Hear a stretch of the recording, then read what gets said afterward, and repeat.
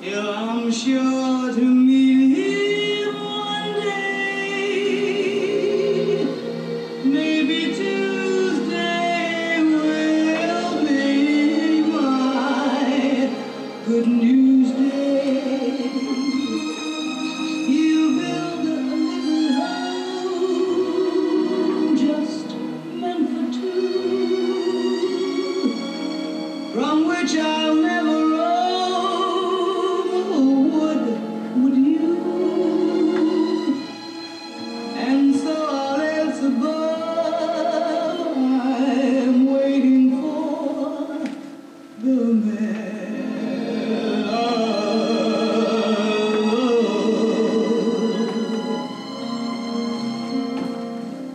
Maybe I shall meet him Sunday, maybe Monday, maybe not.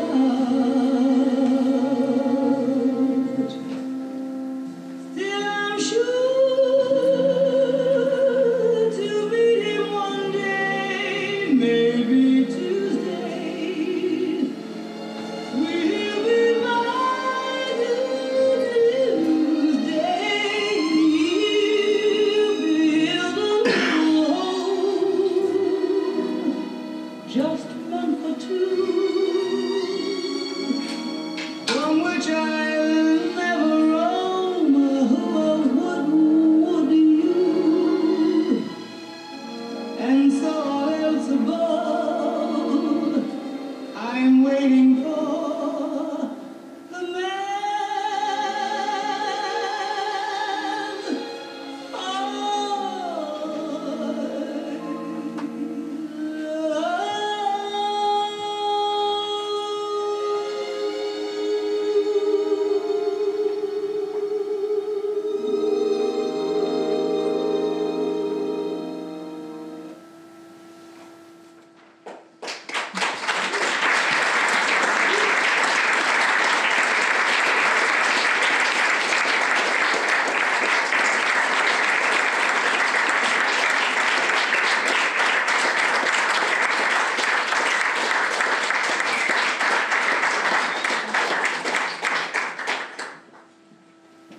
I just want to tell you briefly what I did. It's two excerpts from two very different productions of mine. The first one, with the scraping of the feet, is there's a piece of music by a composer called Pesson, and he plays the piano with his fingernails, very rhythmic, brushing it almost like a percussive instrument, and this became the basis for me to compose this kind of a visual rendering of that piece on my feet, on my body. The title of the piece was Light Doesn't Have Arms to Carry Us, and hence the armless image. It was a longer piece of about 45 minutes, but this is a section of it. The man I love, Sarah Vaughan, I don't know if I need to say anything. Tribute to Pina Bausch, if you like. I'm quoting her. Everyone knows the little video where she uses the language. It's also part of another piece of mine called Sweet Sorrow, where I'm using the big cliches of loss and longing as a way to find a more personal space within that. Because it's from the bigger cliches are always empty, then how do you find a personal moment of loss within it? That's what it was for. This talk that we are trying to do or share with you is primarily based on our environment, which is Chennai. So when we're talking about the movements and positions we're taking, it's largely from an observation of practice in this part of India, the south of India, in Chennai, which has a certain history particularly to it. And it's not the same for other parts of India. The movement has developed very differently in other places, so there is not one totalizing notion of an Indian contemporary dance. It doesn't exist. So, I decided to write down so I wouldn't miss something. So, as such, the label of contemporary dance in India is something of a misnomer, for it often fails to refer the viewer to the critical thinking space that essentially defines it. Instead, the term has come to refer to a commodity or a new age fashion that has little to do with how we locate ourselves as political and social human beings.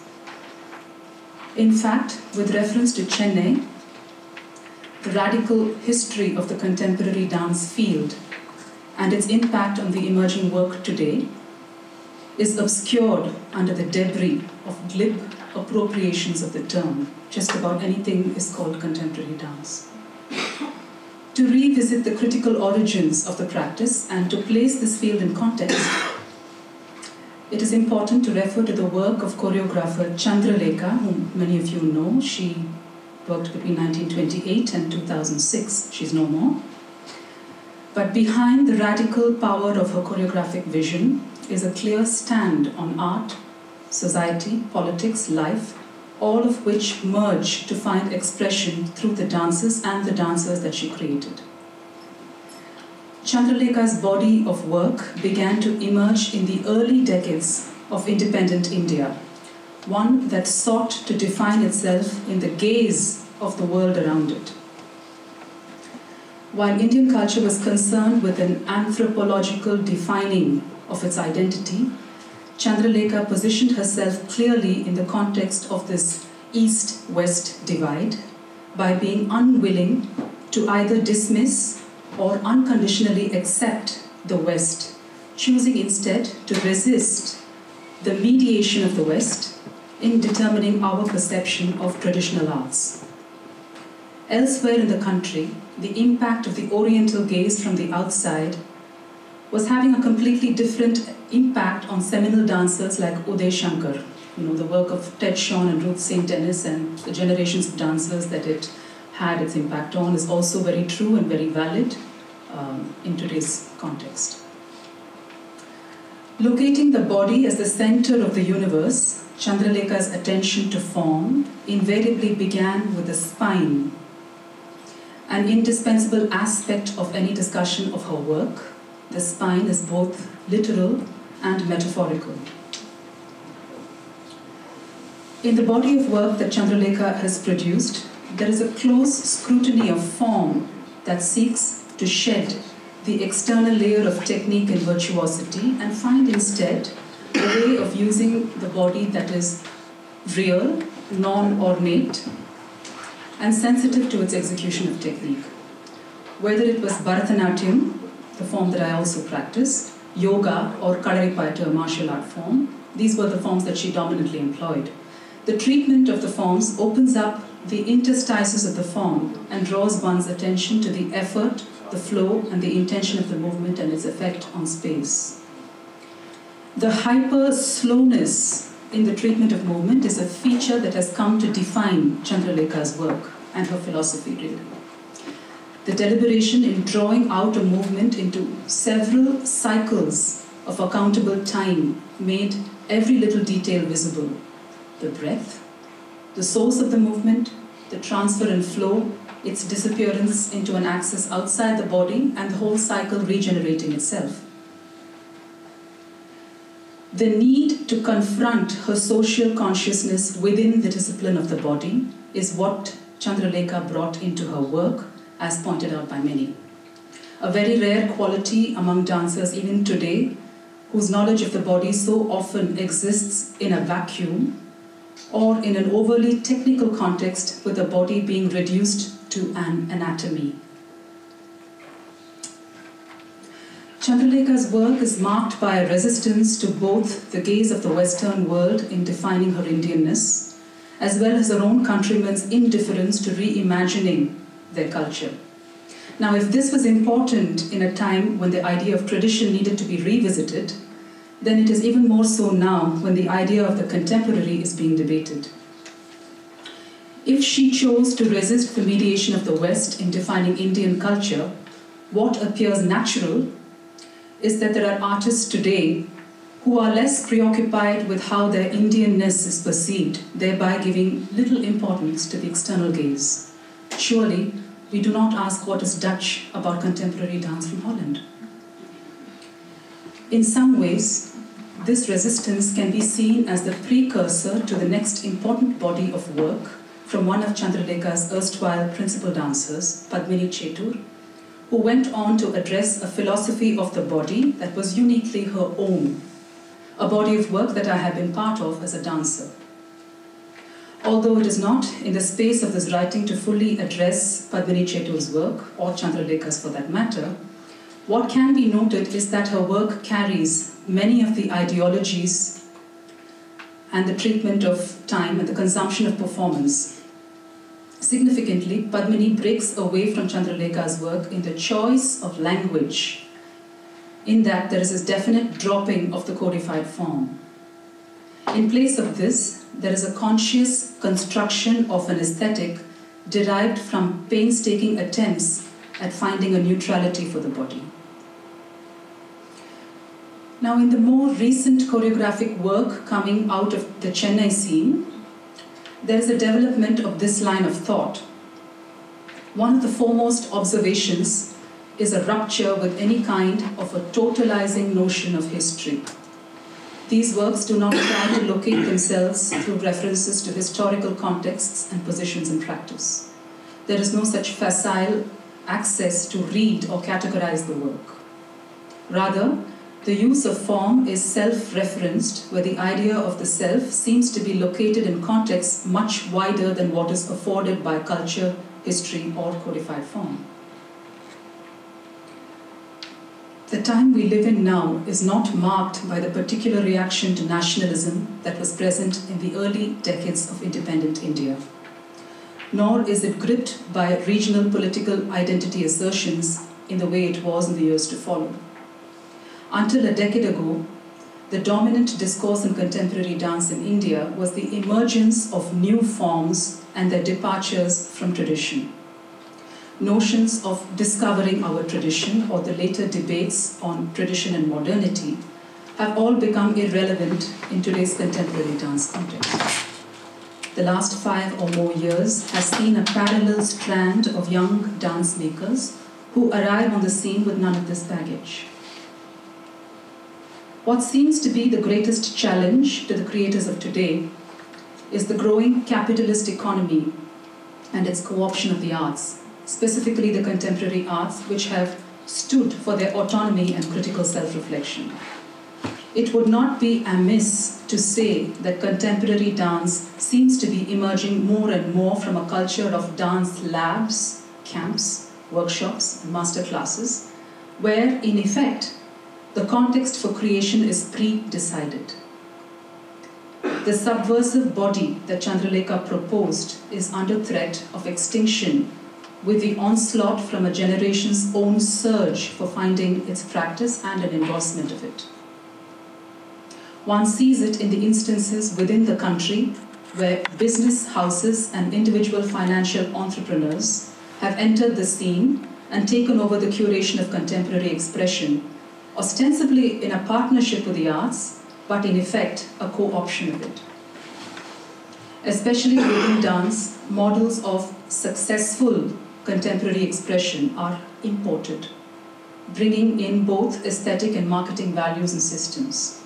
Therefore, while it affects the pool of potential creators, it also exposes the reasons behind such funding. At whose service is the funding?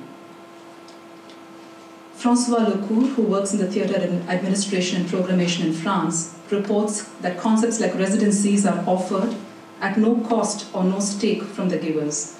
They are a way of circumventing the necessity of directly funding the creators for the work they do. In other instances, there have been attempts to institutionalize the practice of contemporary dance within the country by the practitioners themselves, people like my colleagues and others. These setups provide the illusion of an alternate space for young, aspiring contemporary individuals, for they provide the space which the rest of the cultural practice neglects. Unable to find it within the realms of existing practice, serious seekers of the contemporary are drawn to these institutional models that seem to offer skills and opportunities. Many a time, the skills are imported from other systems, and sometimes they are indigenous adaptations of earlier imported systems. New embodied indigenous systems are rare, if at all visible. As for the opportunities, they exist only so long as the economic imbalance exists between the East and the West. The opportunities also exist only inside the institutional frame, leaving individual or autonomous enterprise impossible to achieve. Effectively, what these scenarios offer is a toolkit that allows one to function as a technician dancer. Yet, to use technique as a key to propose a new paradigm requires another kind of rigor. It is only this rigor that can give rise to a stance, an approach, a worldview to be endorsed, a wager.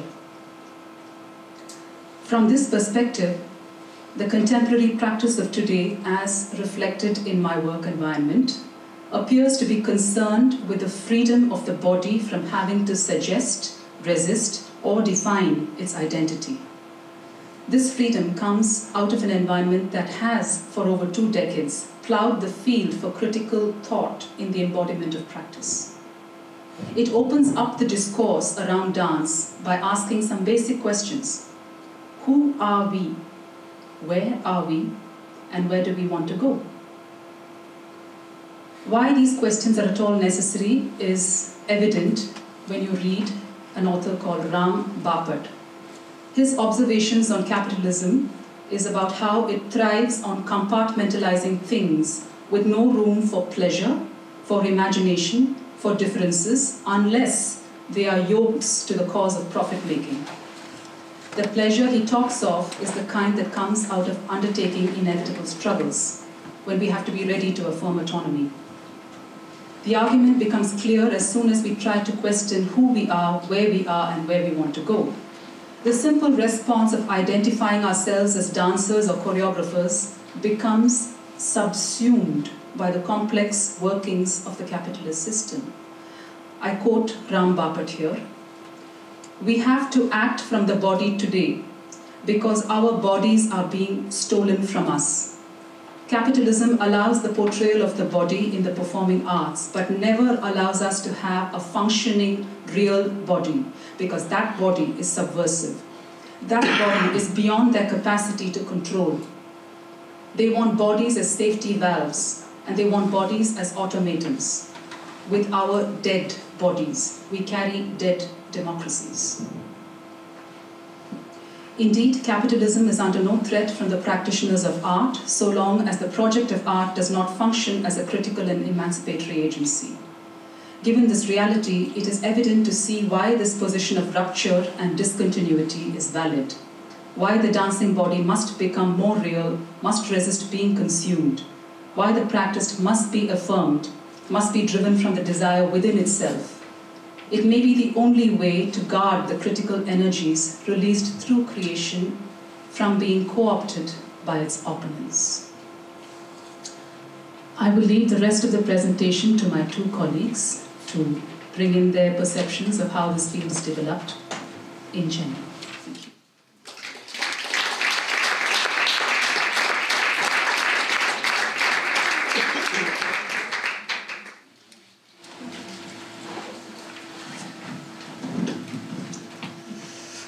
Thank you, everyone, for coming to this presentation. So my discussion here will predominantly relate to the association of film and the contemporary dance form, which have been involved with over the recent years. So I'm predominantly a filmmaker, and my exploration into new expression for film had got me to collaborate with Preeti. So some of the discussions in the talk that I'm going to do will relate to India as a whole in terms of the relationship of dance and contemporary dance and film, or just dance and film. But before I begin my discussion, I'd like to start with an anecdote. So many years ago, I was filming a documentary in Varanasi on the river Ganges. I don't know whether any of you have visited India. So Varanasi is considered like the hub of the Hindu culture. And when I reached there, I booked myself into this hotel, which is right on the banks of the river. And I wanted to, like everyone else, film the sunrise over the Ganges, which is considered a ritual by many of the people who are living there and the travelers. If you've ever been there, you'll see boats in the river in the morning and everyone wanting to film the sunrise. So it's part of this documentary expression that I wanted to do. So anyway, so I was at this 3rd floor of this hotel that was on the river. And I thought, what better way to film it than from my room, because I had a direct view of the river and the sunrise. So I woke up at dawn the next morning, and I opened the balcony. So I thought, best way to do it is to film it from the balcony. once I opened the balcony, I noticed that the balcony was broken. And all that remained was a little ledge. I could like barely place my feet on it. So a lot of these hotels on the river had broken balconies because they were constructed without permissions and so on. So anyway, because I didn't want to miss the sunrise, it was about to sort of rise in a bit, and also taken in by that view, I stepped onto that ledge and started filming very instantly. I was very afraid to start. But once I started filming, I discovered that those feelings of insecurity, fear, danger, all of that vanished. And all that mattered to me, all that was relevant was the experience, not the actual event itself, not even the filming of the sunrise of the river. And even the film, so I was using my body there to confront what I considered an ideal space without me knowing it, unconsciously. So as I saw the film also didn't conform to the planned aesthetic. So I had a certain idea of composition and how I wanted it and the focus and all. None of that really conformed to what I really expected it to be. But what had happened is that aesthetic had shifted from capturing the reality to the reality of expression, or the reality of experience rather than expression, which found a new expression through the film. So now I'm going to quote one famous filmmaker called Manikol, who had sought an independent expression through film, in all of his work. And what he said in one of his essays called Towards a Cinematic Object, that cinema is the most contemporary aesthetic encounter with reality. However, the contrary phases of realism and magic restricts the medium from realizing for itself an objective discipline. So he went on to say that this difficulty sprung from the necessity to utilize, unabstracted or highly specific reality as material for the film. So in deconstructing this critical space and its association with, the dance film, it is important to understand that inherent in this idea of critical is this idea of questioning. So consequently, to engage with the critical, one must assume the position of the unlearned, so that it allows questioning of deep-rooted social beliefs, values that inhabit us as beings, confront order, form, structure, perspective, and also individual and collective histories and consciousness. So some of you may have read the Russian writer Dostoevsky, and he lamented in one of his short stories called Bobok. And he said, "The wisest of all, in my opinion, is one who can, if only once a month, call himself a fool, a faculty unheard of nowadays." So now, to go back to the dance-film relationship in the history of the Indian context, the first film I think we can really talk about is by choreographer Uday Shankar. So his film Kalpana explored, attempted to subvert the social order and the system of exploitation in the post-independent industrial era, using his body and the body of his dancers as a medium of critique. So I'm going to show you a small extract from that film.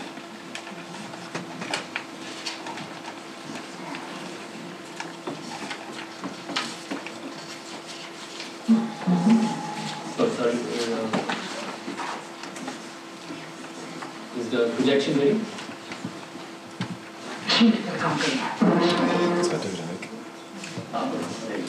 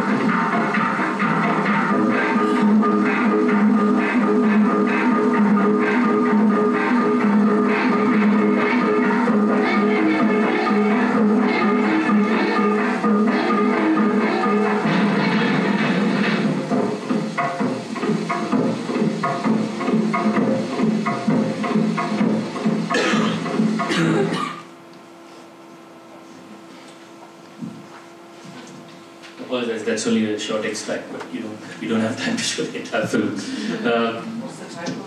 It's called Kalpana, and it was made in 1948. 1948. So, as you notice, I mean, some of you might find some references to the Expressionist movement in this.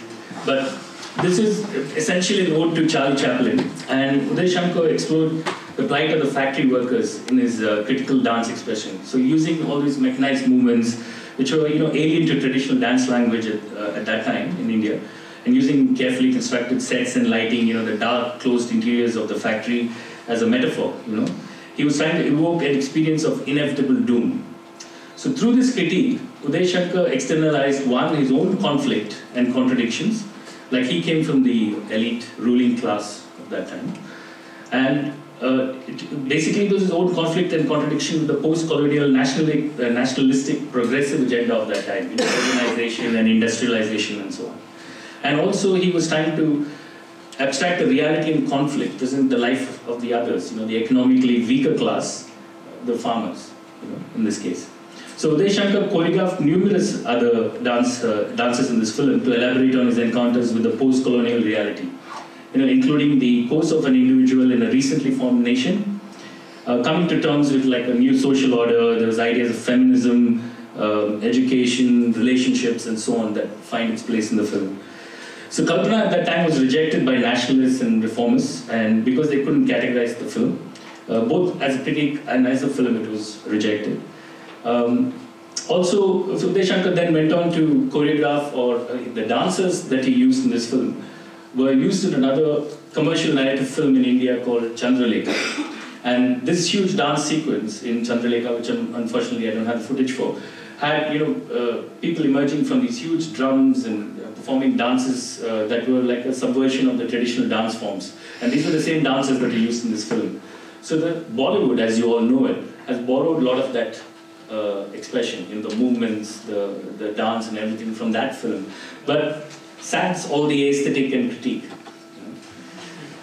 So another seminal work of note, a film called Maya Darpan, or Illusory Mirror, in 1972 by filmmaker Kumar Shahani. I don't know whether you've heard of this filmmaker, but he was another filmmaker who was preoccupied with finding an independent expression for Indian film. So it was one of the early works of Indian formalist cinema. Maya Darpan saw the collaboration between filmmaker Kumar Shahani, or I would call him an auteur rather, and dancer choreographer Chandralekha that Preeti earlier alluded to. So in this, Kumar Shahani was greatly influenced by Robert Bresson. And his preoccupation was finding, an aesthetic expression for film through non-representation, restraint, austerity, fragmentation and presentation, and in order to, evoke a contemplative experience from the viewer. Similarly, dancer choreographer, as Preeti had earlier alluded to, her concerns were to understand, the body and its multiple facets. It's the geometry, the enigma, the sensuality, the sexuality, spirituality, the political struggle that exists in the bodies of men and women. And in many of her works, Chandralekha was also interested in the idea of indignation being internalized by the bodies and the body's reaction to it. So this film that I'm going to show you now, two extracts from this film, Maya Darpan, was a collaborative effort between these two independent expressions, dancer, choreographer, and Kumar Shahani's.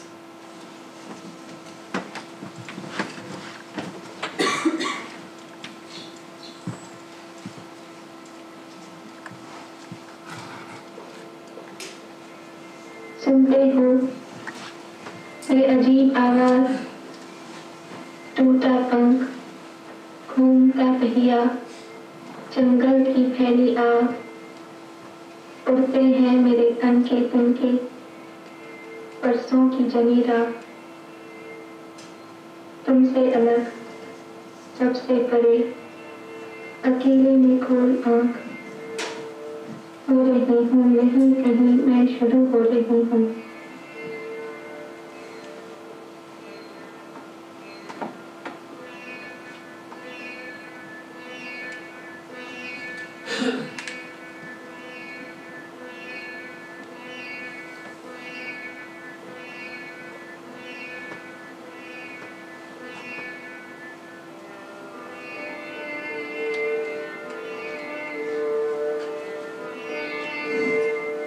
देखा तुमने, यहीं कहीं कुछ पत्थर थे, हवा ठहरी थी, मिलता था ज्वाला, ताक में बैठी थी एक मकड़ी, जबड़ों में पकड़े मेरी काया।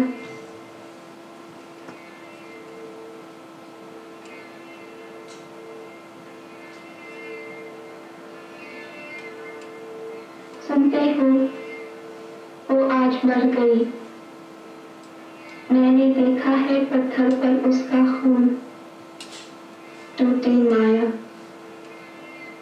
हिलती है चांदी की झालर, उसके तन में मेरी सांस, कितनी हवा आस पास, अकेली नंगी, कितनी हल्की, उसकी मौत मेरी सांस। उनके लिए हमने उनका नफा किया, उनके लिए हमने उनका नफा किया, जो मेरा खून था, जो मेरा खून था। काला खून, तरन, काला खून।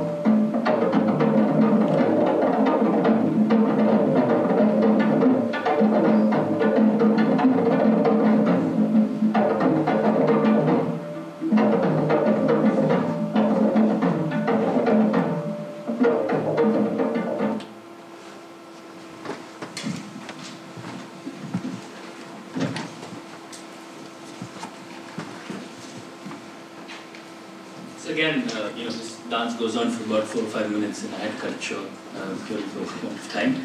But this film was set in the post-independent era, where feudalism in India was paving way for a revised form of socialism.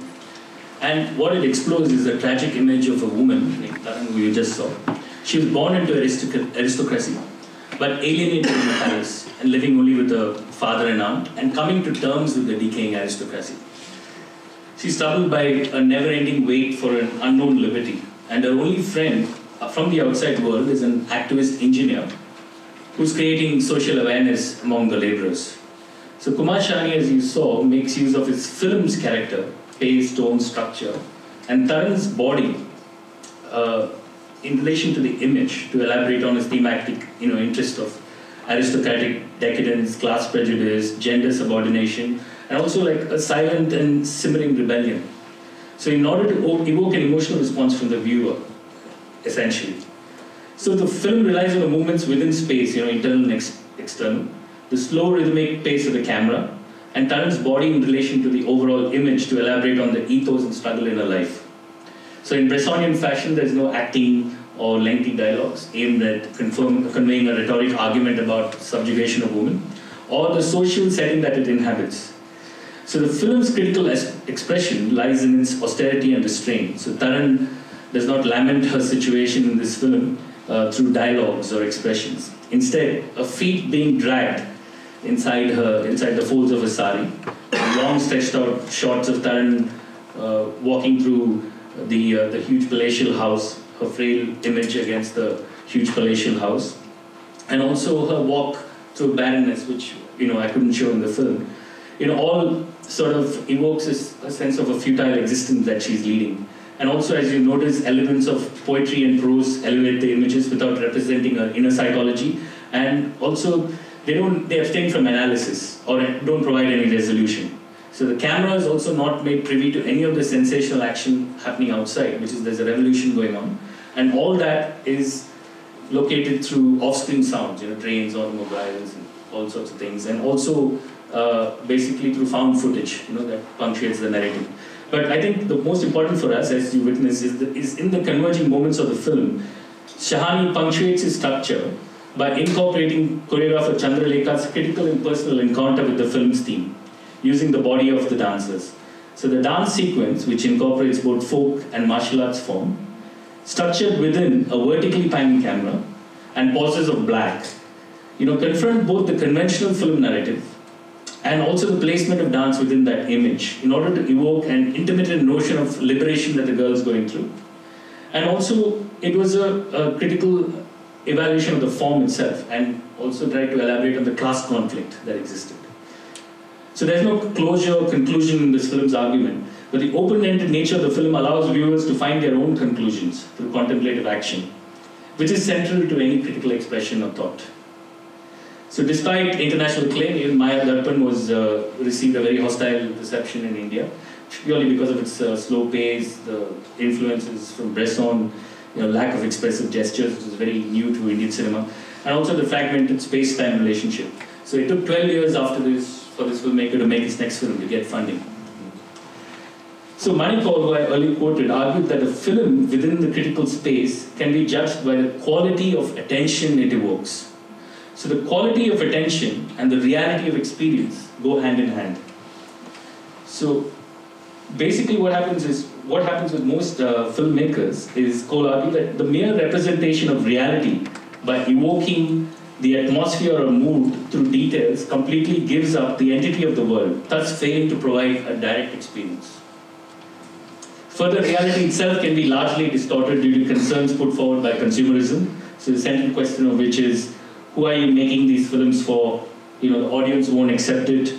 Such concerns lead to a very distorted sense of the real, or an unmediated metaphorical extension of the real, devoid of the actual experience itself. So over the years, there's lots of these undisciplined films have flooded I don't say these, but other undisciplined films have flooded the market and clouded the collective consciousness through social distortion. So many of these films present a fabricated version of social reality, myths and traditions, gender stereotypes, violent images, vulgar depiction of dance and bodies, including strong camera angles that focus on the parts of the body, navels, shapely legs, torso. So while some may argue that commercial films operate in a separate space, earmarked for entertainment and mindless consumption, they do play a part in eroding funding avenues for films aimed at creating a more contemplative experience. So recent dance films that have emerged have mainly gravitated towards being a commercial enterprise, aimed to create a spectacle with appropriation of space, exotic locations and lighting, movements and music borrowed from existing popular culture or traditional forms, without an attempt to abstract or subvert these references. So the viewer of these works will more often than not conform to the male gaze, accept the character's dilemma, the social order, or make a subjective assessment of the nuances of the dance or the spectacle. So in cases where the text of the dance film is based on an interpretation of literature or an Indian epic, without any attempts to demystify it, the viewer may escape into a world of alternative reality or heroism. In some cases, filmmakers have chosen to limit the relationship between dance and film to documenting the formalized dance forms that exist. So, your Bharatanatyam documentary or Mohiniyattam or Kathak or any of those forms. So while such films provide a record of collective histories, they do limit or do very little to seek out a new cinematic idiom or meaningful relationships between dance and film. So my quest to explore the dance-film relationship within the critical space led me to collaborate with Preeti's work, Light Does Not Have Arms. In this work that I'm about to show you again, Preeti and I wanted to deconstruct the idea of a fragmented female body and its relationship with movement and the film image. In doing so, we hope to challenge the male gaze experience the female body is subject to within the context of Indian narrative film, mass media, and historical cultural references. I'll just show you this film that we worked on.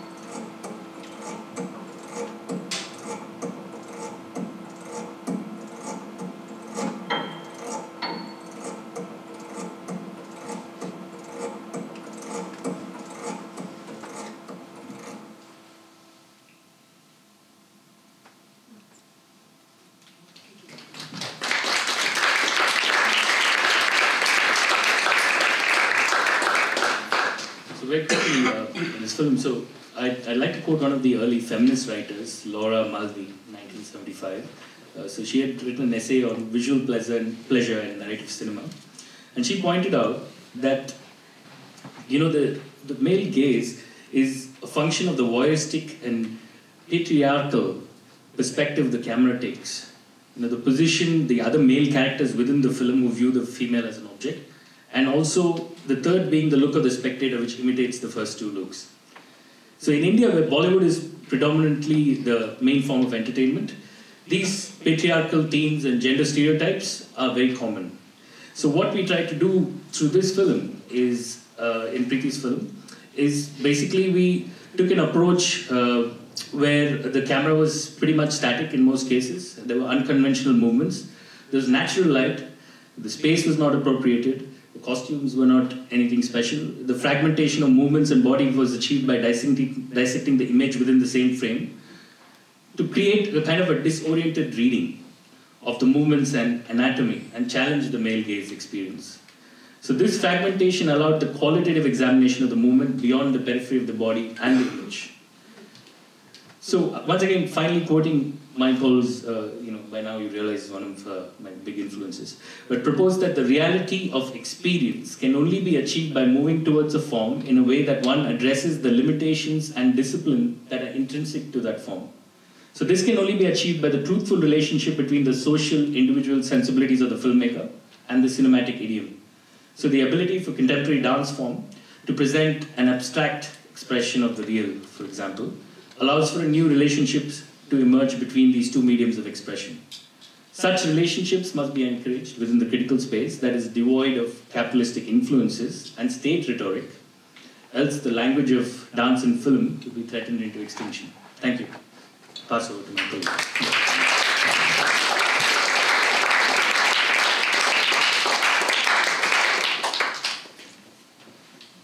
Bharat Mata Ki Jai.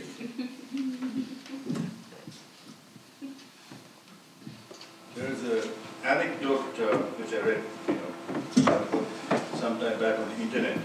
It had to do with an incident in 1952 in Italy, where some fascist supporters assaulted a few university professors because they were supporting socialist causes. The prefect apparently refused to take action since it was legitimate praise or hail the fatherland.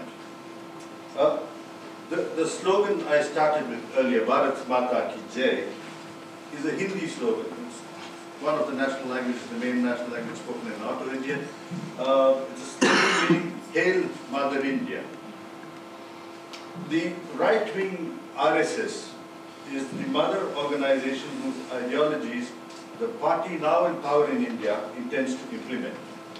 And RSS chief Mohan Bhagwat's statement in early March this year that now the time has come when we have to tell the new generation to chant Bharat Mata Ki Jai had serious consequences. The Maharashtra Assembly in March this year unanimously suspended All India Majlis-e-Ittehadul Muslimin member of Legislative Assembly from Mumbai, Waris Pathan, accusing him of disrespecting the country after he said he would not chant Bharat Mata Ki Jai even at the cost of his life. Now, the lead up to the suspension is facetious, it doesn't require our attention, but the moment which we find ourselves in as a nation does.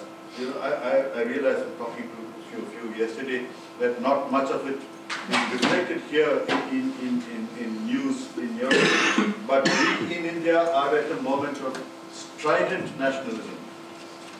And while nationalism per se, as also the slogan I raised, derived from the independence movement, our responses to its demands cannot be the same. Before examining our contemporary condition though, let me indulge in some history showing and telling. The Salt March. Your reception to the Satyagrahis on the outskirts The of projection.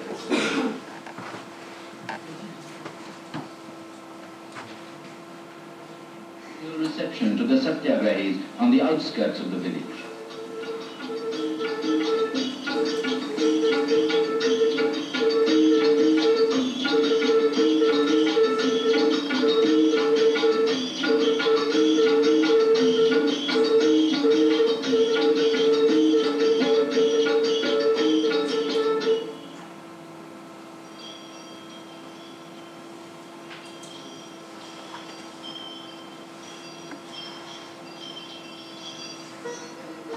After the day's march through heat and dust, Gandhi and his followers entered the village Dharamshala for the night's rest.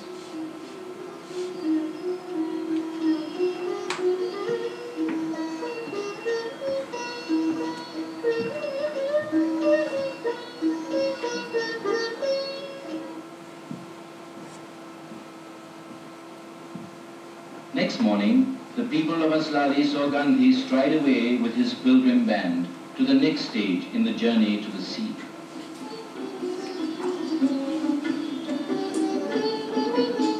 Daily, Gandhi tramped about 10 miles. On the way, he spoke on his familiar themes, beseeching the people to abjure alcohol, abandon child marriage, and, when the signal came, to break the salt law. As the procession marched through village after village, the people followed the fortunes of this marching column from day to day, and the temperature of the country went up. Truth was once again on the march. Never was the wave of patriotism so powerful in the hearts of Indians as it was on this great occasion. The eyes of the world were focused on Gandhi and on Dundee. After a 241-mile-long trek lasting for 24 days, the pilgrims reached the promised land on the morning of April 5th.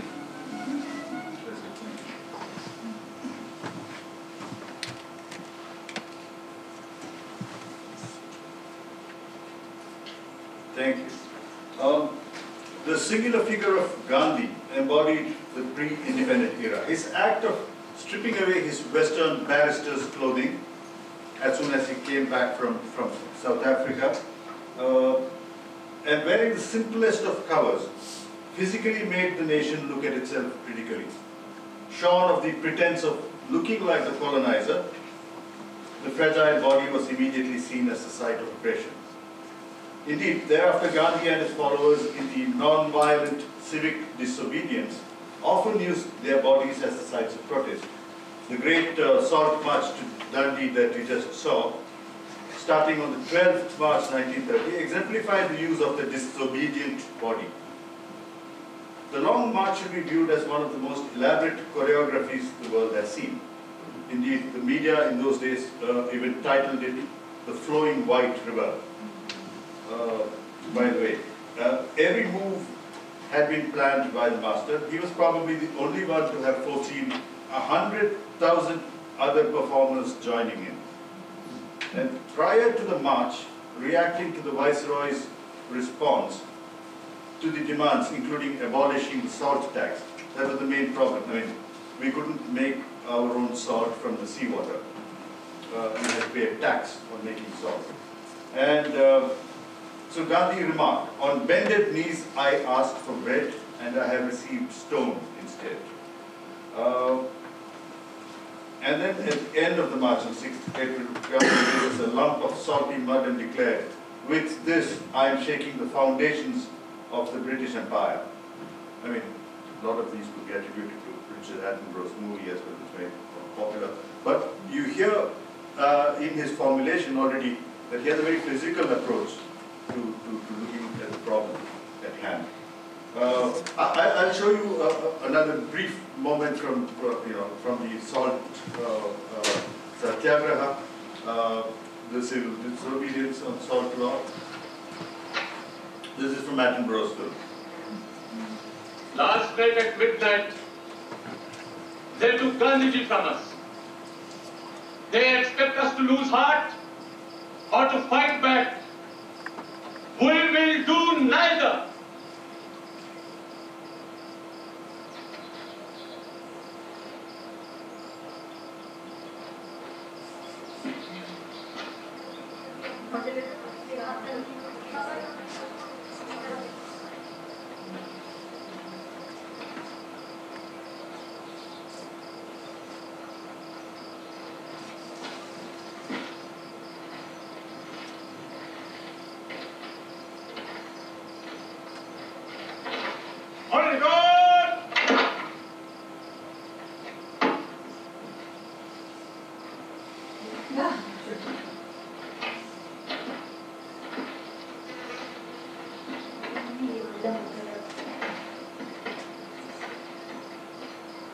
No, sir. The gate is closed.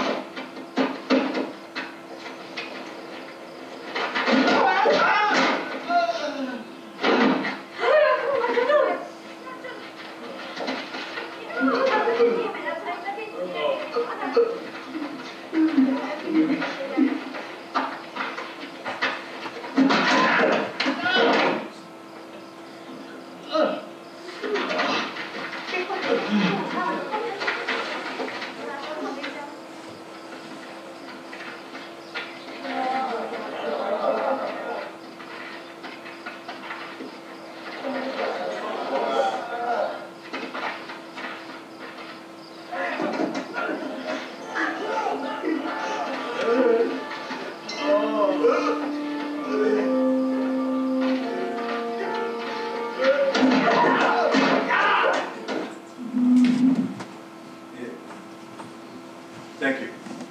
Could I also have the audience's light, because I can't see my friends. I'm not going to show anything for a while now.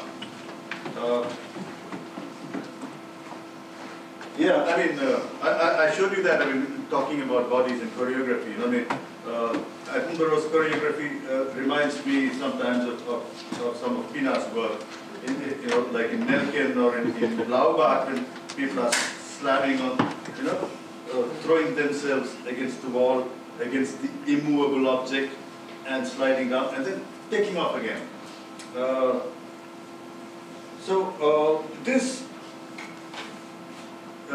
finds its culmination, unfortunately, at the end of the independence struggle, when India is divided into India and Pakistan, and immediately it becomes a Muslim Pakistan, and some of the Muslims remain behind in India, a larger part actually. But then we have a fight between, Muslims in Pakistan, killing Hindus there, Hindus in India, killing the Muslims, and then, all kinds of retribution. In this violence, Gandhiji goes into what is called a hunger strike. He starts starving himself, telling the leaders on both sides that they should control the mobs. Obviously, mobs don't have minds of their own. They are instigated by leaders, etc.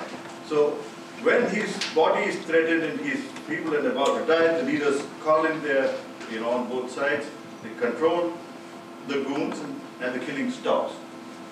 And the day after the peace is achieved, there is a prayer meeting into which Gandhi goes, and where he's emaciated, he can't walk, and there's these two women actually carrying him there. And as he approaches, there is a Hindu non-pacifist who shoots him, and he receives that hatred in his body, spills his blood into the soil. I tell you the story to establish that the body in our history has been both a site of oppression and a tool for liberation. I should briefly quote Michel Foucault to complete the point. And he says, there may be a knowledge of the body that is not exactly the science of its functioning, and a mastery of its forces that is more than the ability to conquer them. This knowledge and this mastery constitute what might be called the political technology of the body.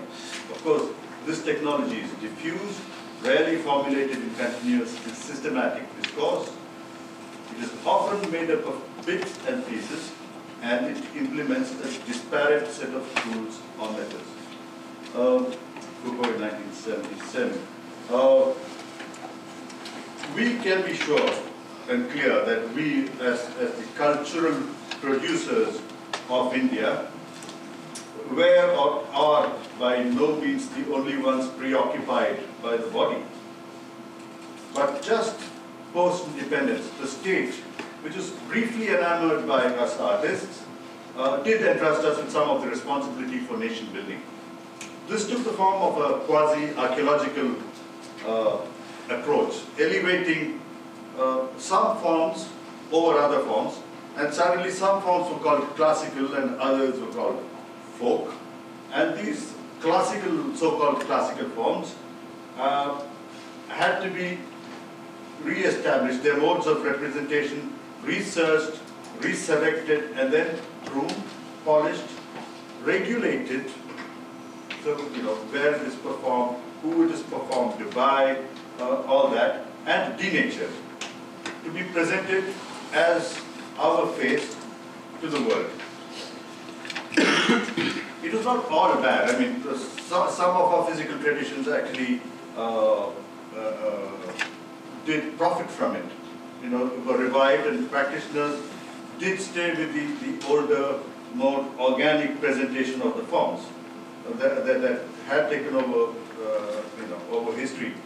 Some of them tried to keep. I mean, I think of Bala Saraswati, for example, who came from the Devadasi tradition and who was one of Chandralekha's teachers.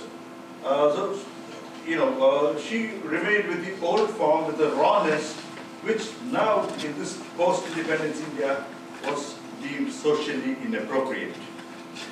Perhaps even then, some practitioners did not want to hand over the control over how the body is seen to the state. Chandralekha, whose work you saw in Kumar Sahani's film, could be perhaps said to be coming from this backdrop of the disobedient body.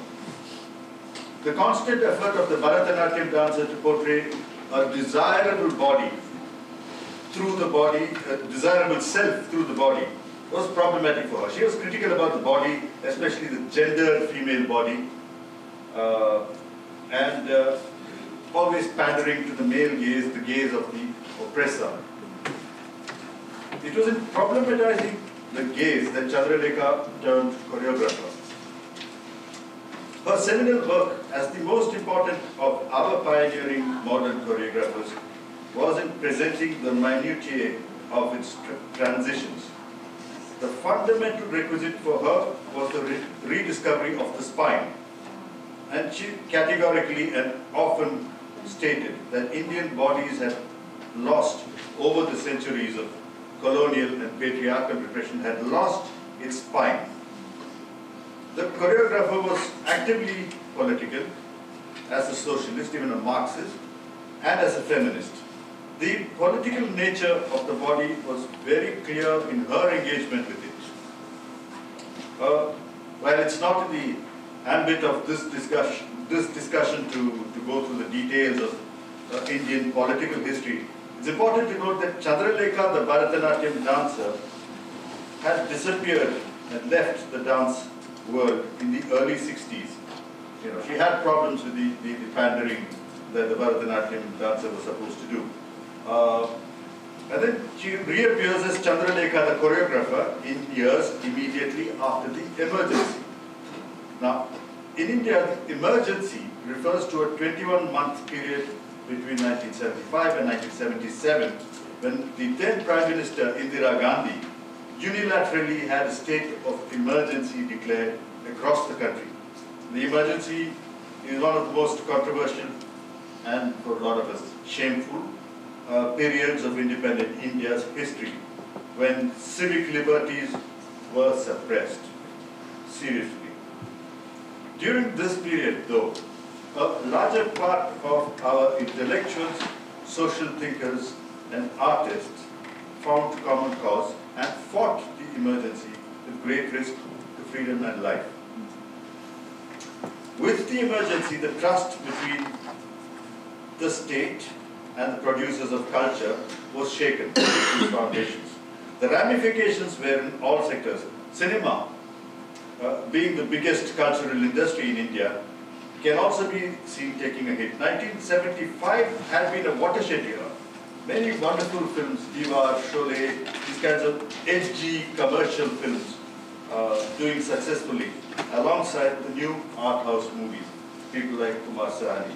The cinema industry, with huge capital involved, immediately when the emergency came in, shifted to safe films, which stance brought it to the largely escapist distractions that we watch today as Bollywood films. Theatre and the performing arts divided into a minority of experimental, radical work and the state classical conventional. which the formal grouping, the radical grouping, dismissed as reactionary. About her own work, Chandralekha would say, "My work is about linking inner and outer spaces. We live in the body without understanding its vital parts and points, and without the knowledge of how to bridge the inner-outer divide." This shift of bringing the somatic experience into the hitherto performative approach marked the shift to a new contemporary critical approach. What is important to note is that for most part of Chandralekha's work, and indeed the early works of successive choreographers like Padmini Chetur and Preeti, the productions, especially from Chennai, embodied our particular Indian ethos. It did not have an externalizing gaze. Padmini's first works, which I was involved in capacities, drew upon her mentor Chandralekha's works. So she had preoccupations with Indian aesthetic and forms, slowness of movement, and minimalism. And all this was there in Padmini's early works, but her later works gave up entirely any need of Indianness in form or in content. This natural evolution suddenly brought contemporary dance coming out of India a wider international acceptance and recognition, especially in Europe. So she was performing at Théâtre de la Ville and all the big festivals. So the global Indian body had finally arrived, unapologetic, not having to cling on to Indian forms or to grab imported means like contact improvisation or release technique. Similarly with Preeti in her early choreographic ventures, while still working with Padmini, she had no hesitation in going back and using very particular parts of Indian forms if it suited her content. Now, later they started hybridizing, some material coming from here, like especially Pilates. Pilates works very well with yoga, and these two somatic approaches were good for the emergent body to keep it healthy. And they had no problems in using that. But this contemporary work in India is a fringe activity. The system at the center of things, that's the state and the mainstream, always pull indiscriminately, inexorably pulling what is in the fringe and assimilating it into the mainstream. And cinema is a great medium to do that. Always, I know you're all enamored with Bollywood, but we are a little less enamored. You see it as a tool of, various kinds of repression. The emergent practitioner today in India has less space to make these critical choices. Triumvirate of factors are responsible for the shrinking space. The sheer pace of globalization, 20 years back, 15 years back, it didn't impact us that much.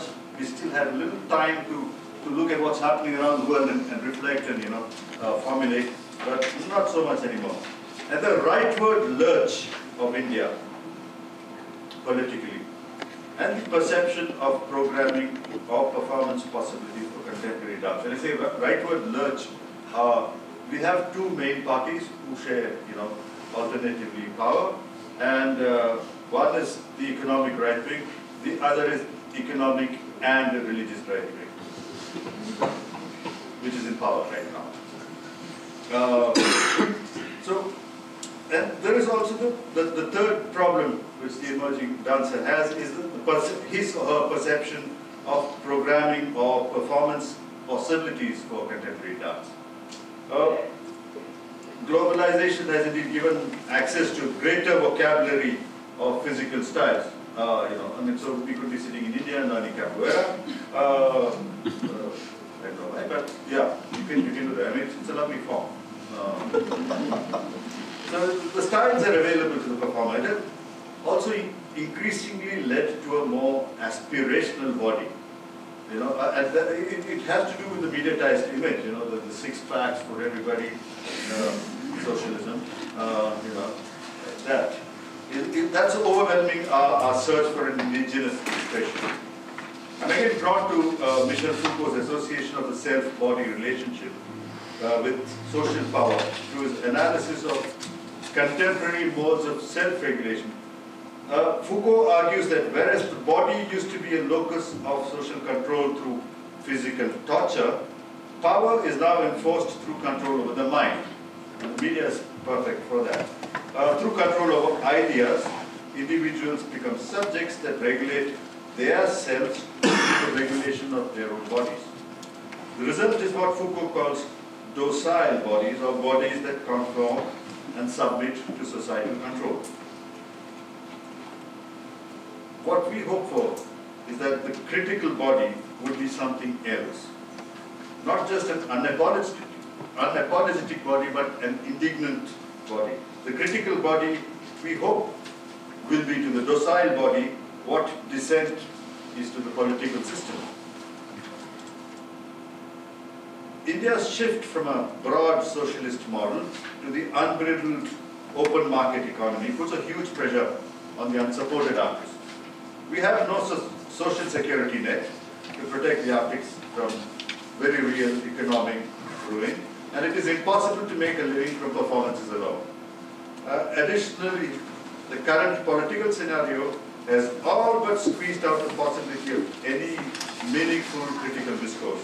I mean, today we can be put away for under any series of laws ranging from criminal defamation, if you're talking about a particular politician or somebody in his family, you can be thrown away for criminal defamation, or if you're criticizing a government law or something which the courts have ruled, then you can be put behind under the sedition laws.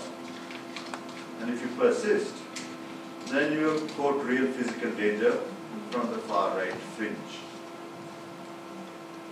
So, I won't dwell on that. I mean, but this is something which is not apparently very well known here. So I thought it's important for us to touch on that. You may have another idea of India, but the present scenario is not encouraging.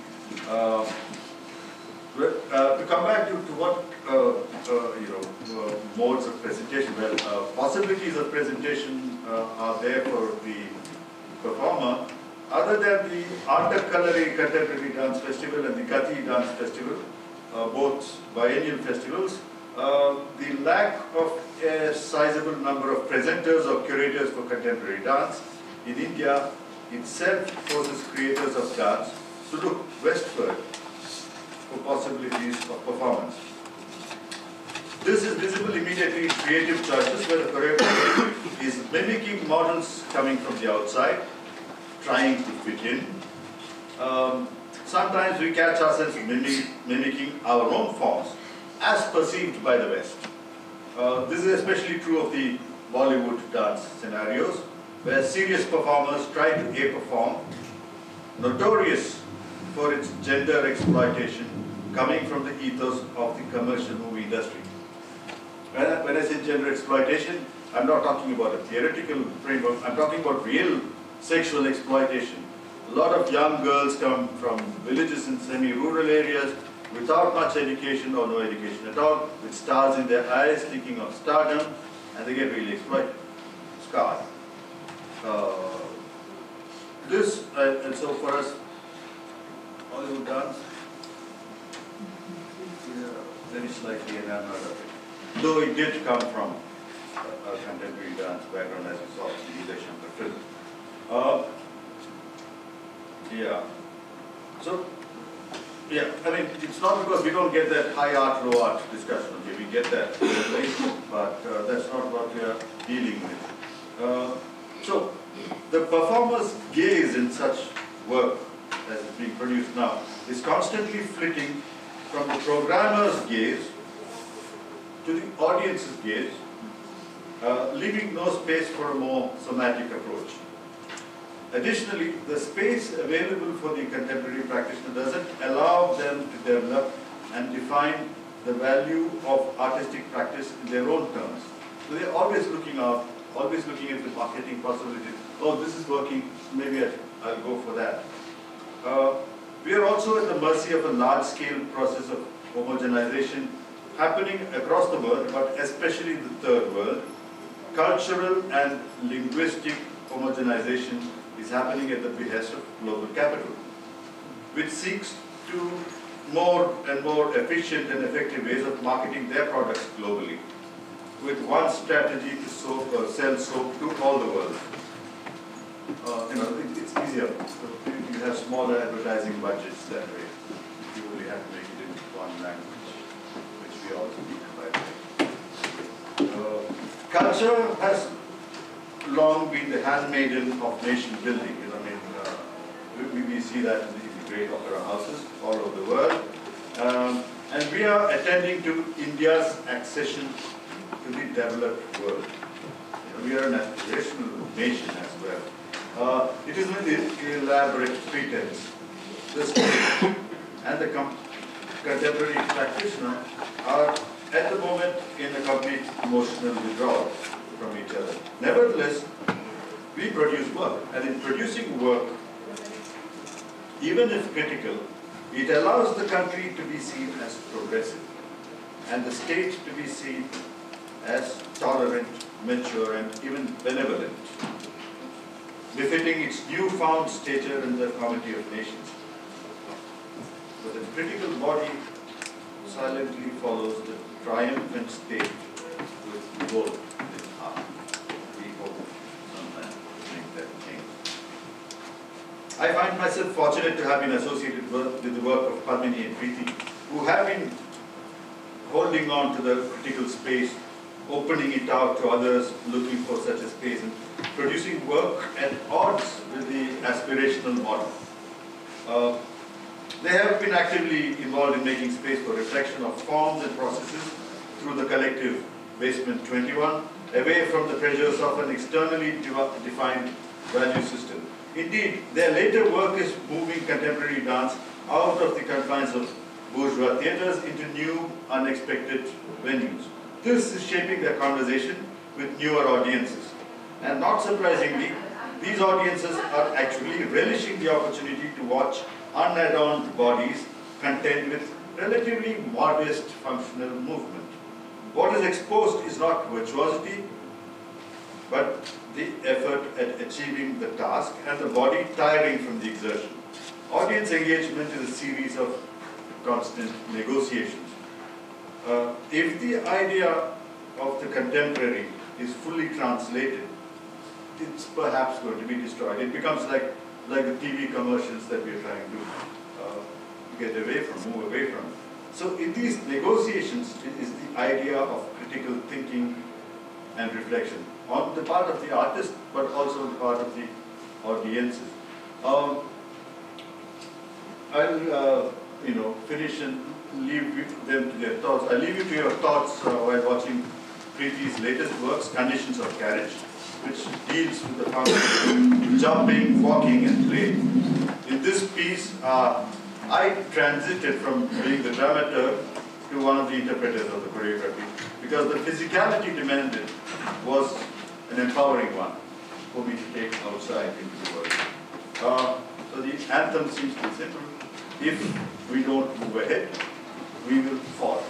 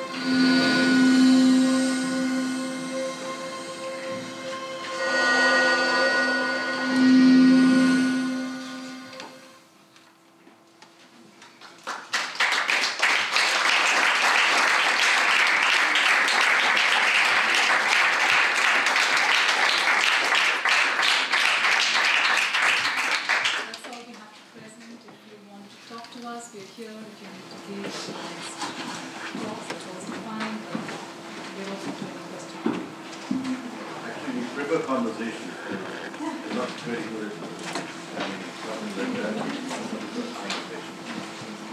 We can talk.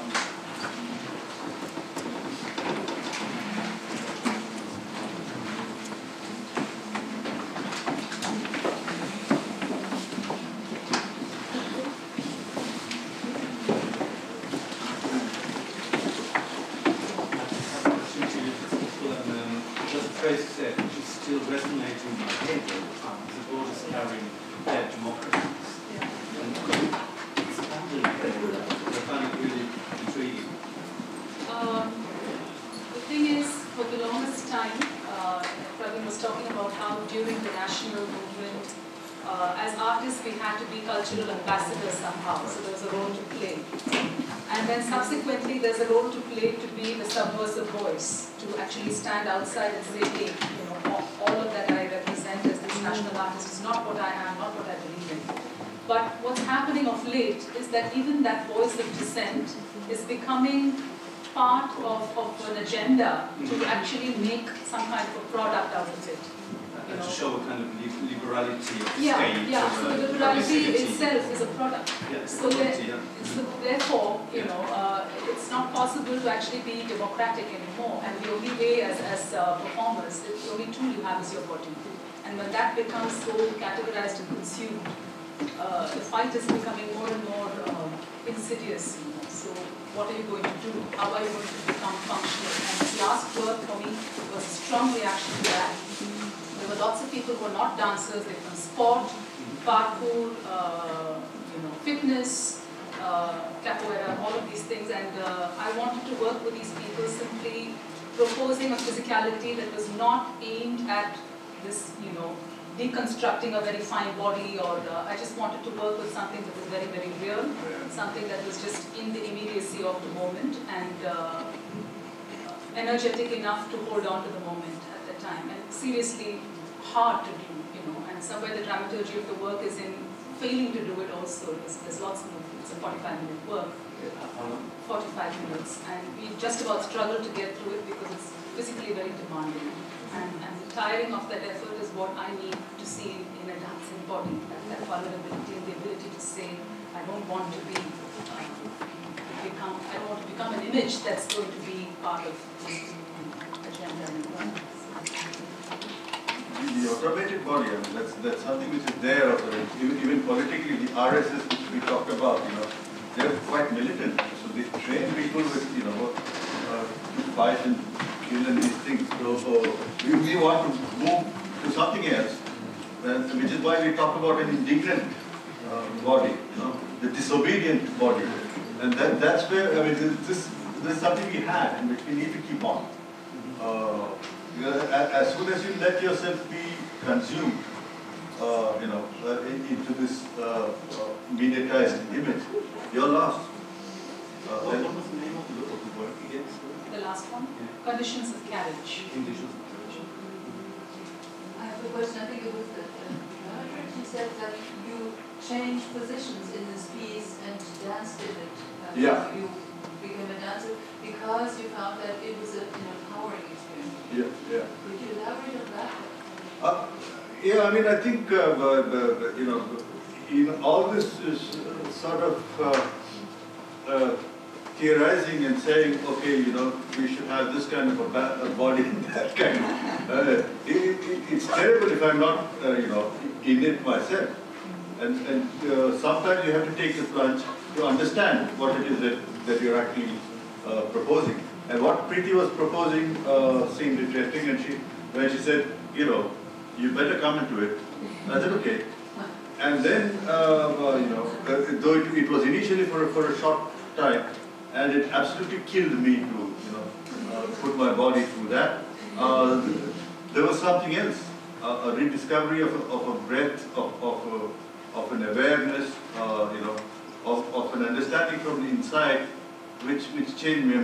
Which I don't have to talk to you about, because a lot of you are performers. You understand that you're dancers precisely because you live that. I come from the theatre mainly, so some amount of mine. But to come back onto a certain kind of performance, you know, after maybe 20 years, and rediscover what is inside and what what you have to reclaim. That was important. So, which is why I thought it was good to go and then it changed things for me.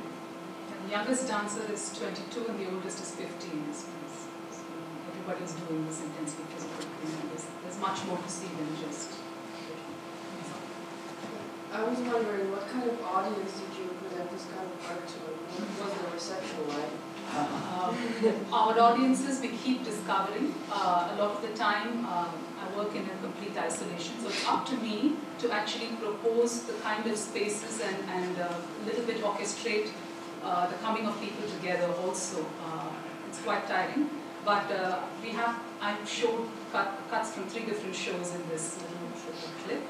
The first was in the place of its creation. It's Chandradeka's choreographic space, which I work out of, and there's this open square pit, which is an installation by an artist. That's where I made the work to start with. And there's an organic farmers market going on. And that was our first audience, plus a whole circle of friends and colleagues from the theatre world, from the dance world, from other physical disciplines. Maybe about 70 people or so from the people we knew, practitioners and contemporaries of ours, but the larger public was people who had come to the market. So I tried to do this also a little bit so we don't become a sort of incestuous group of people working.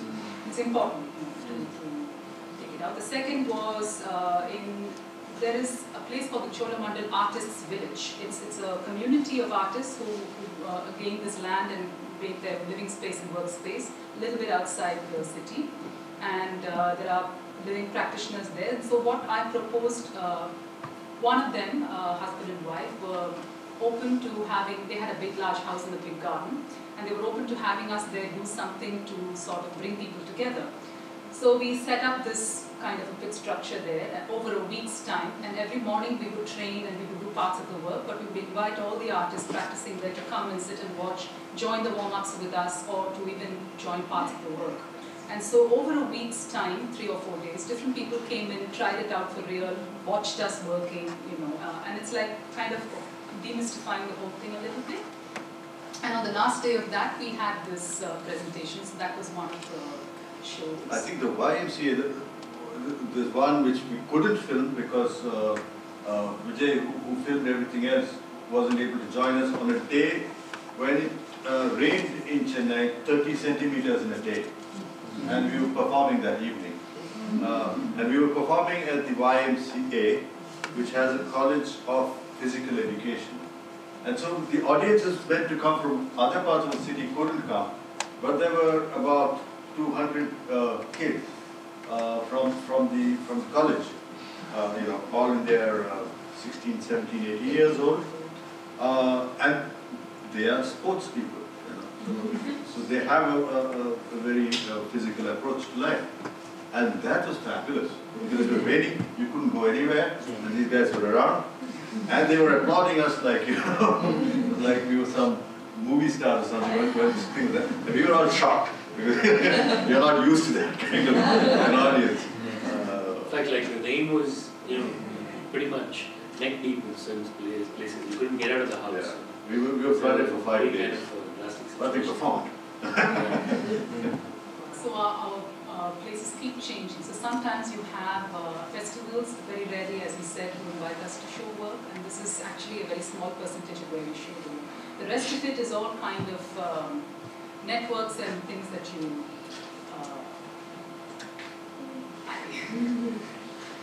create to show the work in as many different ways. I thought it was amazing to just witness this incredibly passionate and timely presentation about emancipatory principle empowerment practices. How do you share that ethos with how do you share that ethos beyond the practice with your dancers? Well, in one sense, most of us, I for one, I know Ravi does that with his theatre, and we actually spend time in talking about where the work is coming from. And this is a sort of a very important part of making work, because everybody comes from a very different place of understanding history, or one of the dancers in this work is also from the Bollywood scene. I mean, he's from the cine dance world. And a lot of this kind of history or this positioning is new to some people. So we sort of try to talk and bring everybody onto the same page and allow for their differences and points of view to come in. We do this as part of the choreographic process sometimes, and also we run, Praveen and I, co-founders of a collective called Basement 21, which is based in Chennai. And from time to time we have gatherings to, the most recent one is tomorrow, and we're discussing Meg Stewart's film, a piece called Violet. So we kind of contextualize work, we show the works of emerging people, or if it's very famous people's work, then we actually try to show it in whatever form we have, film or excerpts, paintings, but we open up the idea of the contemporary beyond just performance, also to writing, also to theatre, also to music, as a musician also as part of the group. And so then we try to discuss constantly where it's coming from or what it is, so that's one of the things we do. I think with collaborators, it's important to have a longer relationship. So if you're just working for over 2 weeks or 3 weeks on a piece and then going away and finding yourself again on stage, that for us doesn't work. So the kind of involvement we need, that doesn't. Vijay, Praveen and I have now worked on 4 pieces, 4 productions together. So it's possible for us to kind of touch upon each other and have some sense of a shared ideology. It doesn't work for us otherwise. So I think that thing of saying interpreters instead of just dancers or performers is important. Because that is what it is. I mean, you have to understand where the idea is coming from and why we are actually doing it, more than just perform. Your work, is it funded or Good question. So when it comes to funding, this fund, Conditions of Care, I'll start with this as a very good example. It's the first time I've asked for 13 people to work with me, and it's a big number. Not all of them are from the city where I live. So my primary funders were my dancers themselves, who just came of their own accord. For some of them, I spent some money to bring them in. But in terms of institutions, there are a few private bodies that do fund the arts. It's a hit or miss usually. I've been a little bit lucky with a institution called the India Foundation for the Arts, which is based in Bangalore, and this is the 3rd work of mine that they have supported. It's a small grant, and it doesn't allow you to work for more than, say, 2 months at best on a professional basis to pay everybody well enough to leave what we're doing and come and do this. But we work 2 years, so over 5 working periods. And, not continuously. Not continuously, but over 5 working periods of 3 weeks long. And so there's also sometimes institutions like the Alliance Française or the Goethe Institute which come forward without the agenda of anything being German or French about it, to say, okay, actually, but it depends on the directors of these institutions and how artistically inclined they are. It's not the institutions themselves, right? So that sometimes happens. It's happened with this work a little bit also. But by and large, I think it's just the readiness of people to come together and work. And so I do not have the practice of actually starting a work only after I get the funding. It does not happen ever in my life. We don't have the same culture, we don't have a cultural policy really. So we don't have 300 state-sponsored, state-funded theatres. We don't have that. We don't have a single one. We have a National School of Drama and certain other institutions of teaching. But no, we don't have state funding, and even with the funding agencies, it's very, very difficult. Some of our groups have problems. I mean, we have our own policy of not accepting funding, because it always comes from people like the Ford Foundation, which is always a little bit difficult, which has a difficult history with the third world. So they go for the open market. Ravi's theatre, they do mainstream theatre, regional theatre, and they go for public ticket sales and producers and this kind of, it's not the grant system that he is comfortable with. The Alliance Française or the British Institute or the British Council don't have a theatre history with the so-called third world, not forward. No. Anything. Yeah. I mean, it's No, but the same exploitative. yeah, everybody has their own axe to grind. They are exploitative, but it has changed. Yeah, yeah. It has changed in a slightly more, they have a slightly more emancipated way of looking at things. Yeah. So now it doesn't have, it's not like we need something German. You have to say that supporting the arts is German.